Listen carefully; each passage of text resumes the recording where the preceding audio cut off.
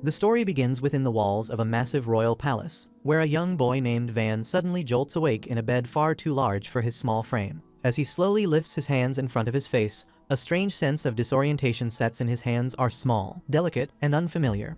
That's when it finally hits him. This isn't a dream. He's been reincarnated, pulled out of the bleak existence he once knew. In his previous life, Van had been trapped in a soul-crushing cycle, grinding away at a dead-end job just to get by. But now, fate has thrown him a second chance, one wrapped in luxury, status, and a noble name. Now reincarnated as a young noble in a distant village, Van carefully climbs out of bed and balances on a small wooden stool just to get a peek outside. The view stuns him. Tall buildings, endless land, and peaceful skies stretch as far as he can see. But before he can soak it all in, his maid Till bursts in, panicking at the sight of him standing up so high. After all, Van is supposed to be just 2 years old. But when he calmly responds with mature, articulate words, Till freezes in place, stunned by what she just heard. The moment he hears himself speak, Van realizes something even crazier. He doesn't just have memories from his old life. He actually remembers parts of his current one too. His past life in Japan is blending with the time he's already spent in this world, confirming beyond doubt that this reincarnation is real. Later that evening, Van joins his father and siblings at the dinner table. The atmosphere is tense, heavy with awkward silence. After a while, his father Jalpa breaks the ice by asking his second son Jard what he plans to study that day. Jard hesitates, then says he'll be focusing on fire magic and combat tactics. Jalpa nods and turns to the third son Sesto, who says he'll also be studying magic. Finally, Jalpa looks at Van and asks the same question. Without hesitation, Van replies that he still has a lot to learn, so he wants to begin by studying the kingdom's history and traditions. His brothers freeze as they stare at him, rattled by how a 2-year-old just gave a more thoughtful answer than either of them. Jalpa suddenly breaks into loud laughter, clearly amused and genuinely impressed by how sharp and promising Van is at such a young age. He says he's got high hopes that Van will end up inheriting the same strong fire magic talent that both he and Van's mother were born with. Jalpa then mentions that the magic aptitude test will happen when Van hits 8 years old, and he warns him not to mess it up. In this world, magical ability isn't just important, it's everything, and it's usually divided into 4 primary elements: fire, water, wind, and earth. While other forms exist, anything outside those 4 is seen as second-rate or even shameful. Once breakfast is over, Van heads off to his study, where the maids start giving him a basic rundown of how society and daily life work in this world. Just as they're finishing up, the head butler Esparta strides into the room and slams a thick stack of books onto Van's desk. Esparta is no ordinary servant. He's a veteran butler who's been working under Van's father for many years. Despite that, Van still finds him terrifying. Esparta then tells Van he's already aware that he's begun learning to read and do some basic math, so he bluntly asks how far he's gotten. Van admits he's still struggling with reading, and in terms of math, he can only handle simple addition and subtraction. But Esparta knows the kid's got more potential than that, so without asking, he decides to take over as Van's personal instructor. And from that day on, Van's life turns into a nightmare. The lessons are brutal, long hours, no breaks, no excuses. Still, those intense sessions pay off, as just within a few weeks, Van manages to read and write with ease.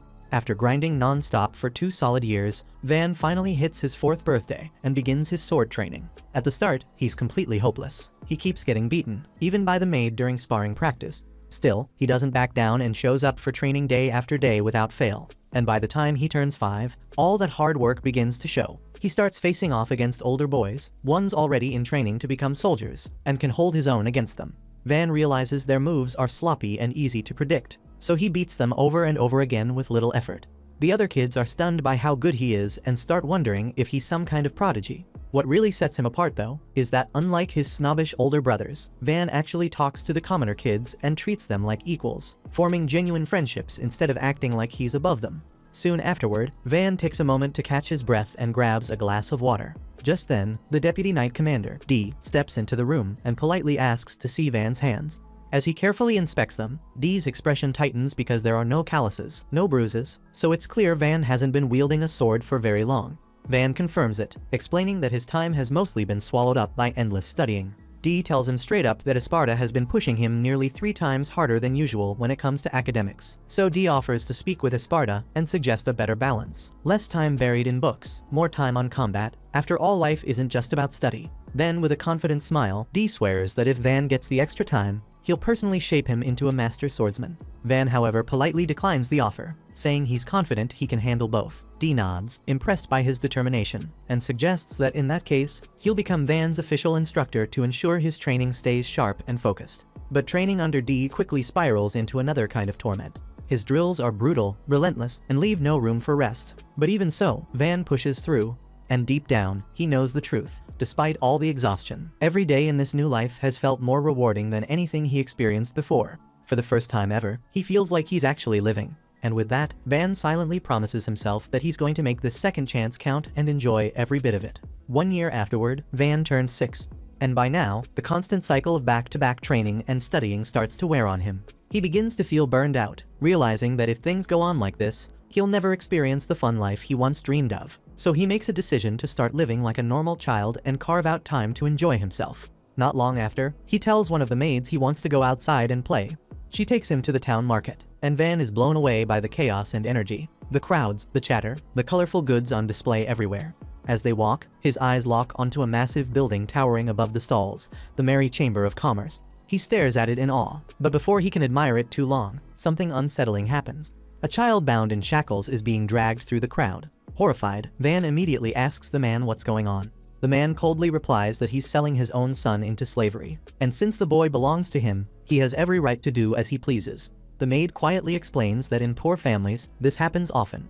When they can't afford to raise their children, they sell them off to survive, and it's a heartbreaking reality of this world. Van admits it's painful to witness, but deep down, he also feels helpless because he knows there's little he can do to stop it. Just then, a lady named Rosalie stepped forward and politely greeted Van, saying it was a privilege to be at his service. Van turned to her and asked how much the man would be paid for selling his kid. Rosalie explained that the price varies based on the child's magical aptitude, and upon hearing that the boy possessed a thieving attribute, which was ranked among the lowest, she stated that he'd be worth no more than 3 silver coins. Enraged by this, the man lost it and began furiously kicking his shiny son, shouting at him for being damn useless. He then grabbed the boy by the arm and stormed off, saying they were going to try a different place.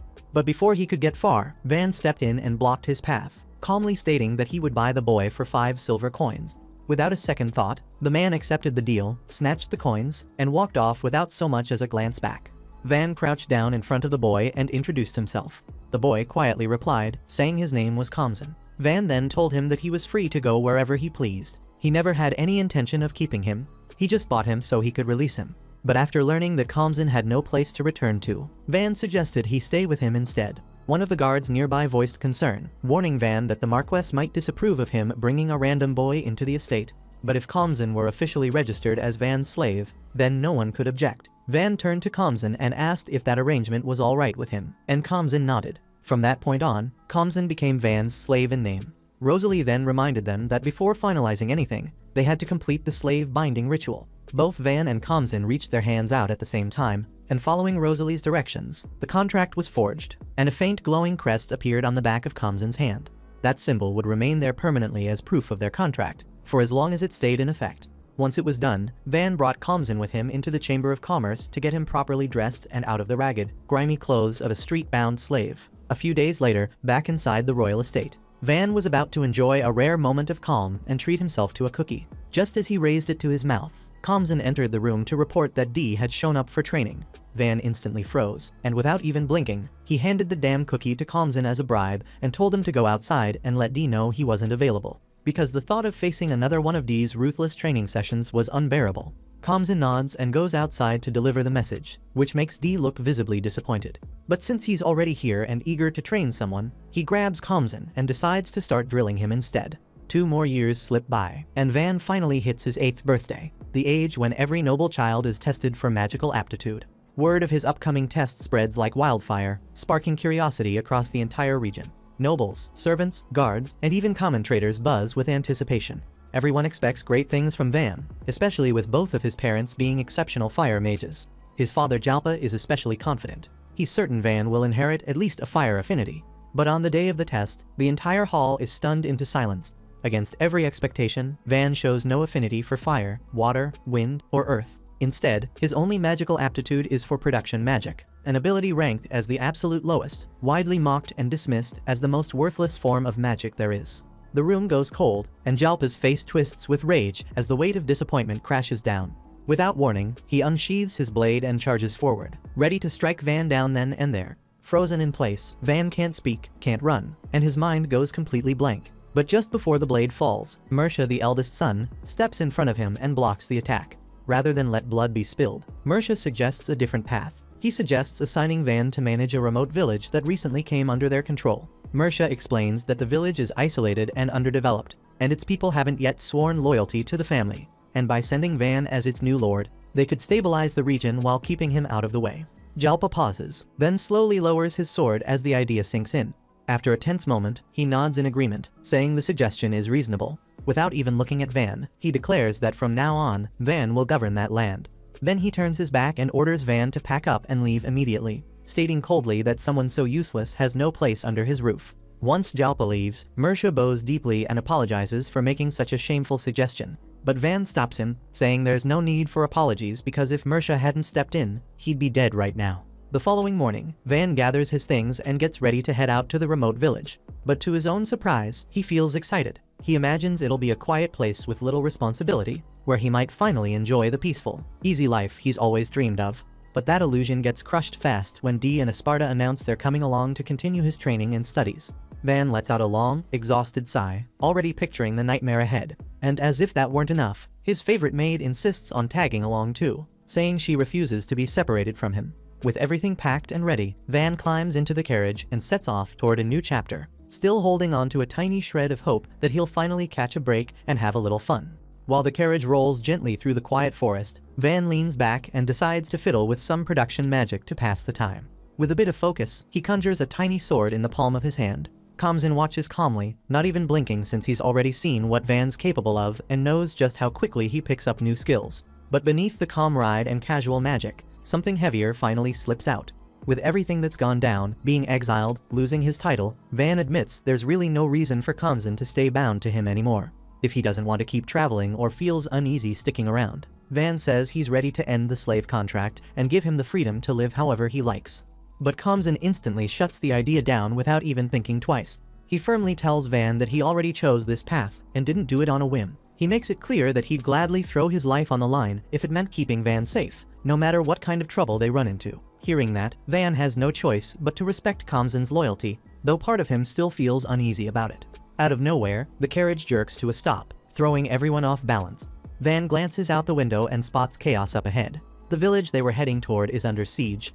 The knights traveling with him immediately assume it's a raid, probably just a bunch of low-level bandits or washed-up mercenaries looking for something easy to steal. Dee scans the attackers' formation and does a quick head count, around 50 of them. Judging by the numbers, he figures that if they all launched a coordinated assault, they'd have a good shot at wiping out the enemy without much hassle. So tactically speaking, it looks doable. But one of the adventurers in their group, a guy named Ortho, isn't on board with that idea. He reminds Dee that their orders were straightforward from the start. Protect Van if he's in danger. Right now, Van isn't hurt, and no one's coming after him directly. So as far as Ortho's concerned, jumping into a fight that isn't their responsibility would be a reckless waste of lives, and way outside the scope of their agreement. Dee's expression tightens with frustration, but even so, he declares that he's going in. He says he can't just sit back and watch while innocent villagers are butchered right in front of him. Whether anyone follows him or not, he's ready to charge in alone. But before he can take off, he asks the adventurers to stay put and make sure Van's protected in case things spiral out of control. Just as Dee prepares to move, Esparta suddenly speaks up and shuts the whole idea down. Esparta cuts straight to the point, telling Dee that throwing himself into a reckless fight like that would be downright idiotic, especially given how vital he is to the kingdom. If Dee dies here, it'd cripple their military's future. As a renowned and highly capable elemental mage, Esparta lays out a smarter approach. He suggests building a powerful defensive barrier around their position to keep Van secure, while the adventurers provide ranged cover from behind the shield to chip away at the attackers. Once the enemy's focus shifts entirely to their front, Dee and the knights would break off and hit them with a surprise assault from the right flank. Esparta is confident that, if they pull it off properly, it'll lead to a clean victory. But Van quickly catches what this plan actually means. For the enemy to focus on one spot, someone would need to stay out in the open as bait. That someone is Esparta himself, and Esparta confirms Van's suspicion, explaining that unless he takes on that role, Dee and the others would be dragged into a straight-up brawl and probably won't make it out alive. Hearing that, Van fully grasps the weight of what Esparta is putting on the line. If something goes wrong, Esparta would be the one paying the price with his life, and losing both the kingdom's top strategist and its strongest warrior in one battle would be a devastating loss, one that the land might never recover from. With that in mind, Van steps forward and insists on taking the decoy role himself. Tilly instantly rejects the idea the second it leaves his mouth, stating flat out that she'd rather take the risk than let Van put himself in the line of fire. Kamzan agrees without hesitation, standing tall beside Van. But even with their protests, Van gently tells them both that he values them far too much. And that's exactly why he can't allow either of them to take that risk for his sake. Van lays out his own plan. Next, he'll ride straight into the enemy lines using the carriage as bait, drawing their full attention while the others hit them from long range and both sides. As he turns to walk away, he reminds them that he didn't spend years training with a sword for nothing, and he's confident he can handle himself in a direct fight. Still, somewhere deep inside, he quietly accepts that if this really is where his story ends, he'd be at peace with it, so long as it's for something worth dying for. Ortho stares after him, stunned by the sheer recklessness of the idea. Hearing those words takes him back to his days at the guild, the day he first received the mission to guard Van. At the time, he absolutely despised the idea. To him, all nobles were arrogant scum not worth lifting a blade for. But since he planned on operating in the Fertio March anyway, he took the job. What he didn't expect was Van himself. He still remembers the young noble walking up to him, bowing with sincerity, and thanking him from the bottom of his heart. No arrogance, no airs, just honest gratitude. Van had even gone out of his way to praise Ortho's skills, treating him not like a servant, but like an equal. It was the first time Ortho realized that maybe not all nobles were rotten. Snapping back to the present, Ortho moves in front of Van and refuses flat out. He says there's no way in hell they're letting some kid throw himself into danger like that. Dee and Esparta step up right after, siding with Ortho without hesitation. With that, the original plan gets tossed out. Esparta takes charge and quickly draws up a new strategy. He'll summon a defensive wall around their group, shielding Van. Behind it, the adventurers will rain down long-range attacks to thin the enemy ranks. At the same time, Dee and his knights will strike from the left, while Ortho leads a second charge from the right. They waste no time, and Esparta slams his staff to the ground and erects a massive magical barrier. From behind it, arrows and spells start flying, taking out a wave of bandits before they even realize what hit them. Chaos erupts as the rest scramble to respond, just in time to see Dee and his squad slice through their front lines like butter. But right in the middle of the mess, the bandit leader breaks through the formation and charges past the wall, heading straight for Pluriel. But just as his weapon swings down, Van jumps in, intercepting him at the last second. His blade flashes, slicing through the man's Achilles tendon and sending him crashing to the ground in agony. And before the thug can even cry out, Kamzan follows up with a crushing blow that finishes him off for good. Soon after the fighting ends, the last of the bandits are rounded up and tied down, completely neutralizing the threat to the village. With the danger behind them and the mission technically complete, some of the adventurers decide it's time to move on, eager to take on new jobs elsewhere. But Ortho lingers, clearly impressed, not just by Van's swordplay, but by how calmly and decisively he led the group during the battle. That spark of curiosity grows into admiration, and Ortho decides to stick around a bit longer, offering his support to Van directly. His party members agree without hesitation, choosing to stay and lend their strength as well. Once things settle, Van steps up to formally introduce himself to the village as their new lord. He addresses the village chief, a man named Rhonda, and thanks him for allowing them to help. Rhonda, still shaken but grateful, expresses his heartfelt thanks to Van for saving their lives. He then shares something troubling. It turns out this wasn't the first time their village had been attacked. In fact, this year alone, it's happened more than once. According to Rhonda, things were far safer when their village was still under Ferdinando County. Back then, the area was patrolled by knights who acted as a strong deterrent against bandits. But now, those patrols are long gone, and with them, the village's only real line of defense.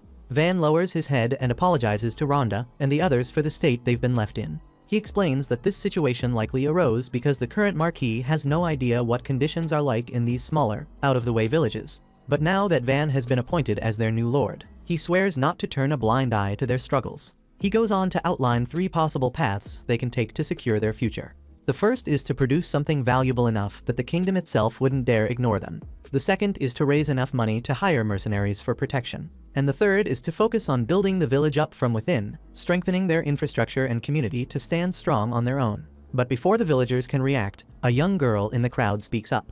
She says they've already considered those options in the past. While they sound promising, she explains, the reality is much harsher. They've found that putting such plans into action is far more difficult than it sounds. Van does his best to rally their spirits, promising that things will be different now that he's here. He assures them that he won't just talk about change, he'll make it happen. Still, his words alone don't seem to sway the villagers, many of whom remain unsure. Sensing their doubt, Esparta and Dee step forward. Standing tall, they formally introduce themselves, Dee as the kingdom's chief commander, and Esparta as the royal head butler. With firm voices, they back Van's declaration and promise the villagers that this isn't some empty gesture. They assure Rhonda and the others that with them here, there's no reason to fear anything. Hearing the support of Dee and Esparta lifts the villagers' spirits right away. But it doesn't take long before another concern surfaces. One of them steps forward and hesitantly asks what will be done about taxes, explaining how hard it's been just to survive while giving up 30% of their harvest every season. Without skipping a beat, Van answers that starting immediately, the tax rate will be lowered to just 10%. He calmly explains that ensuring a safe, livable environment comes first. Everything else can wait. The villagers go silent, stunned by the sudden generosity. A cut that deep, to less than a third of what they used to pay, is something they never imagined possible. Gratitude quickly spreads among the crowd, and for the first time in a while, their hope feels real. As for the village safety, Esparta wastes no time and conjures a thick, reinforced stone wall that surrounds the entire settlement, standing tall as a bulwark against any future attacks. Then he mentions that adding a moat would strengthen their defenses even further.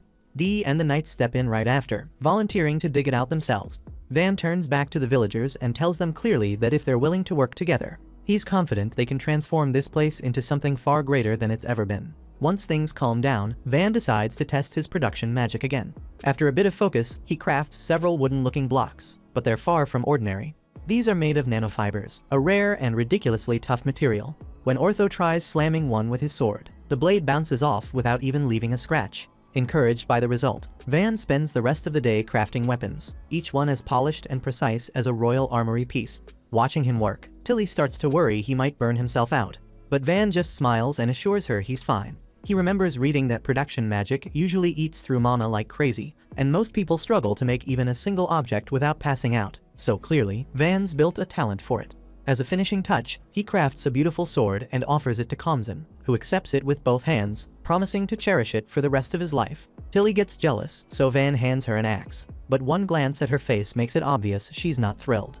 That night, Van rests by the campfire, but his whole body aches from sleeping rough. Glancing at Tilly and Kamzan as they sleep, he can tell they've been putting on a brave face, but they're exhausted too. That's when he makes up his mind. It's time to build a real home.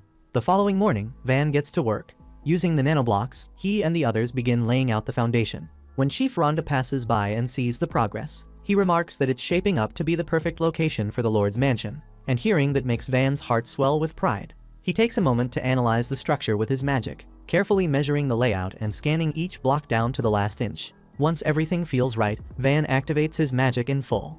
In the blink of an eye, the entire structure assembles itself in front of their eyes, a fully built mansion rising from the ground like a miracle. Everyone stares in wide-eyed silence, unable to process what they just witnessed. Van glances up at the massive building, scratching his head a little, thinking that maybe he went just a little overboard.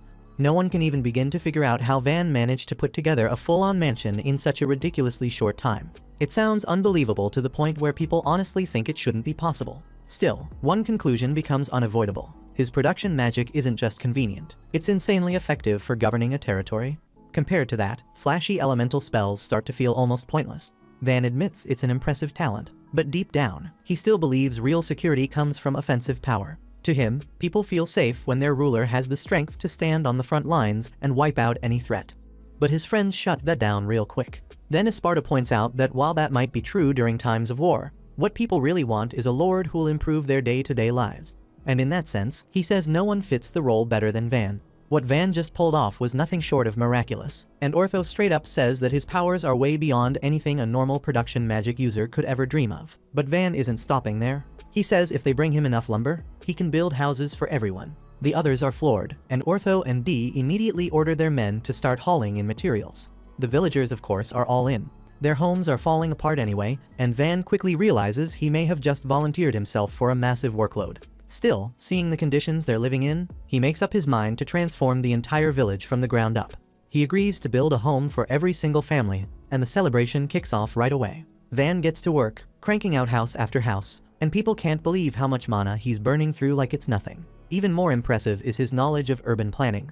He explains the grid layout he's using, with each unit made of 4 houses and wide roads running between each block. It's efficient, clean, and organized. Van says these wooden homes will do for now, but once they have a steady supply of stone, he'll upgrade them all to suit each family's needs. And because he wanted to enjoy a proper bath himself, he went ahead and built a bathhouse next to his mansion, keeping the design simple while Pluriel helped out by filling the tub with water magic. Later, after taking a bath, Van finally gets to crash in a proper bed, clean and satisfied. The following day, Van finds out the knights managed to dig a trench around the entire village. He's impressed, but notes that filling it with water would make it even better, a full moat for defense. Plus, they'll need a proper water source for drinking and bathing, and that locks in their next goal. Without missing a beat, Van says it's time to secure a water source. Thanks to Esparta's insane strength, they're able to divert water from a nearby river in no time. He digs a solid few meters of trench instantly, while Dee and the rest help extend it by hand. Van followed close behind, reinforcing the bottom and sides of the canal to make sure it wouldn't collapse.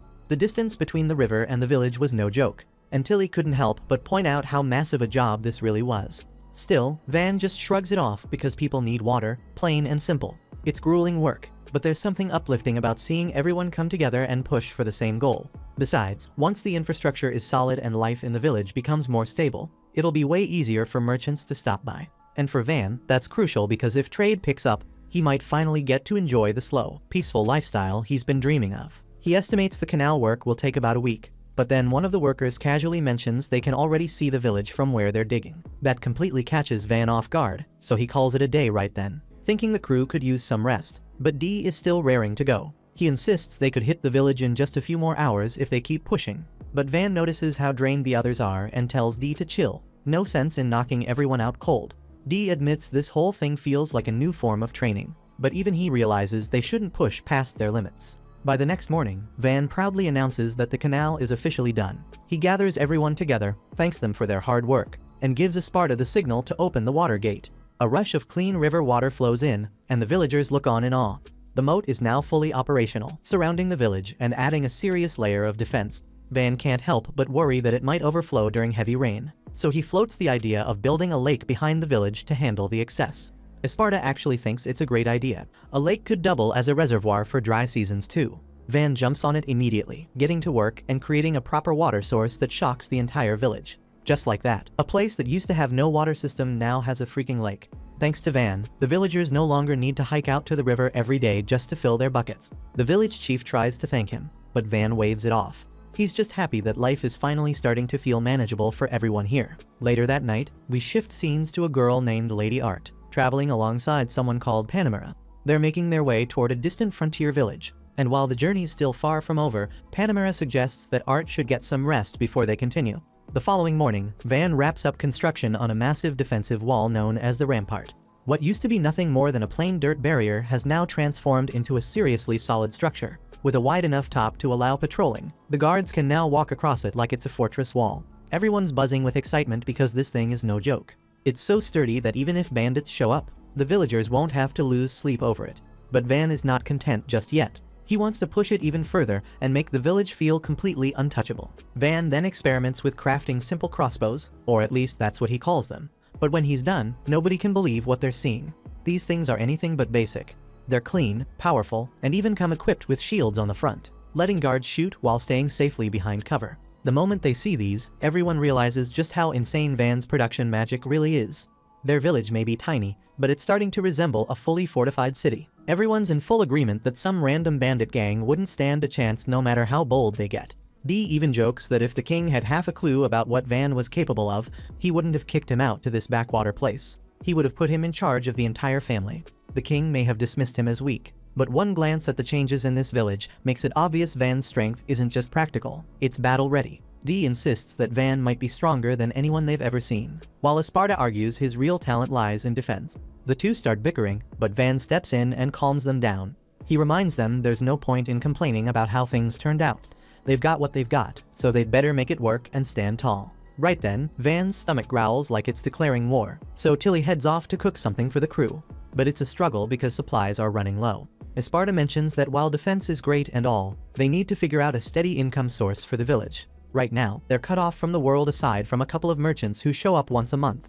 Van brushes it off at first, thinking their crops can handle the village's needs. But then Esparta mentions something critical. They don't have the ingredients to make Van's favorite sweet baked treats. That gets his attention fast because the idea of living without those sweets is basically a nightmare. So Van instantly does a 180 and declares that it's time to come up with a solid product the village can sell. Kamzan then suggests selling the wood blocks that Van crafts with his magic, but Van instantly shuts that idea down. No one else can manipulate them the way he can, so it wouldn't work. One by one, the others pitch in their ideas, but Van can already tell that finding something unique and valuable enough to market as this village specialty won't be easy. Afterward, Van finds out that Tilly and Kamzin have been avoiding using their weapons. Since they were gifts from him, neither of them wants to risk damaging them. But Van reminds them that the whole point of having weapons is to know how to fight with them, so they've got to get some practice in. Zara tells him not to stress and shows them the shield made from the Orc Knight. It's both tough and flexible, so it won't mess up their weapons too badly, even when he blocks. Kamzin steps up first, and his swing has no power behind it at all. Yet somehow, the shield gets knocked to the ground, sliced clean in two. Everyone just stares because a hit with zero force shouldn't do that kind of damage. And the fact that a wooden sword could do that kind of damage with a half-hearted swing stuns everyone, Van included. Van patches up the shield, and not long after, Ortho shows up to see what the fuss is about. He's carrying some ores they recently mined and wants to know if Van is interested in buying them. Ortho explains that the woods around the nearby mountains are crawling with dangerous monsters, which is why most folks avoid the area. But since no one's been mining there, the place is rich with untouched resources. They came back with iron, copper, silver, and even a little gold. But what really catches Van off guard is when Ortho says they found mithril ore. If that's just from the foothills, then the deeper mountain range must be packed with valuable materials. Van takes a bit of the iron ore and stuns the group by instantly turning it into a solid block of metal. He admits he didn't refine it before molding it, so he's not sure how pure the result is. Still, Zara's hyped and asks if Van can forge him a sword out of it. Feeling a little guilty about the busted shield, Van agrees. Zara requests both a long sword and a short one, so Van gets started. It's his first time crafting with iron, so he really has to focus. He carefully visualizes the design and edge, and before long, he finishes. And since Zara's his very first customer, Van even put in extra effort to make the swords look great. Zara's thrilled with the short sword, and Van moves on to the next. It turns out just as good, and now all the other adventurers are lining up, wanting weapons of their own. Van reminds them that since they're the ones who gathered the ores, it's only fair he makes their gear. Once he's done, it's obvious to everyone that Van could easily sell these weapons for a fortune. Then he shifts his gaze to the mithril ore, wondering just how incredible a weapon made from that would turn out. Isparta is immediately fascinated by the mithril, mostly because he's never heard of metallic ores being mined in a forest. The only logical explanation is that there's a dungeon nearby. He tells Van that if they manage to locate one, everything about their situation would flip overnight. A steady stream of people, trade, and opportunity would flood in, turning their quiet little village into a bustling hub. That possibility gets Van fired up, because finding a dungeon would skyrocket the village's value and status. Dungeons are packed with high-grade resources and gems that can rival national treasures. Normally, whenever the guild catches wind of a new dungeon, they rush to establish a branch in the nearest settlement. But Van brings up the hard truth. The village just isn't equipped to handle that kind of influx right now. Isparta agrees, since bringing in the guild would mean waves of adventurers, merchants, and even knights showing up. And with their current setup, they barely have the food, space, or infrastructure to support any of them. Worse, if word got out too soon, a rival country might try to invade, hoping to snatch control of the dungeon before the village can do anything about it. And then there's Van's personal dilemma. He's considered a disgrace by his family, so if his father finds out that the village he was exiled to actually has value, there's no doubt he'd be shipped off somewhere else. That's why Van decides they need to develop the village and produce results first, before any dungeon discovery changes the game. Ortho totally gets it. He says they'll steer clear of the suspected dungeon area while gathering materials, just to be safe. Van knows the adventurers could easily report this and gain favor with the guild, so he genuinely respects that they're holding back to protect the village. Sometime later, Van looks around, satisfied with the progress they've made. He smiles and says their dramatic village makeover is officially complete. Tilly stares at him, half in disbelief, and asks if he's seriously not out of mana yet after cranking out weapons and houses non-stop. But Van just waves it off, saying he's only a little worn out. Right then, a breathless messenger rushes in with urgent news. Armored lizards are headed straight for the village. Van doesn't hesitate and shouts for everyone to get behind the walls, orders the drawbridge raised, and has the gates sealed. The villagers are visibly shaken. They've all heard how deadly those creatures can be, and panic spreads fast. But Van stays calm. He knows fear is natural, but reminds them that the lives of their friends and families depend on what they choose to do now. He promises to fight for them all, but he's also honest. He can't do this alone. That's why he asks them to stand with him. If they want to keep this village safe, they'll need to fight for it. That concludes this episode. Thank you for watching. If you want to see the next part, be sure to subscribe to the channel and turn on the notification bell.